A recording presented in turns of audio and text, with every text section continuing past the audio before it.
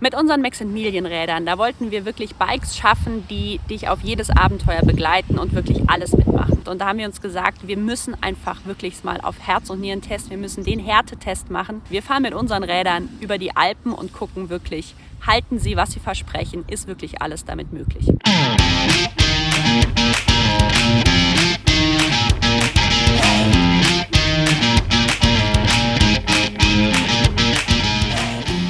Bei Lastenrädern, da denkt man ja eigentlich an Stadtverkehr, Autoersatz, Kinder in den Kindergarten, Einkäufe transportieren.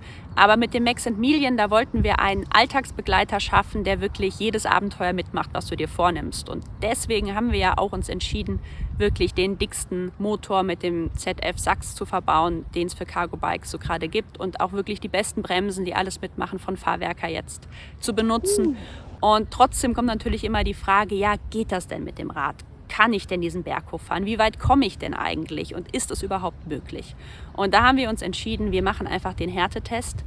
Wir nehmen unsere Räder und fahren mit denen über die Alpen und gucken wirklich mal, was haben die Komponenten drauf, was haben die Bikes drauf, was ist wirklich mit so einem E-Lastenrad möglich. Unsere Strecke über die Alpen war in 4 Tagen 400 Kilometer, über 4000 Höhenmeter von Garmisch-Partenkirchen bis an den Lago di Ledro am Gardasee vorbei.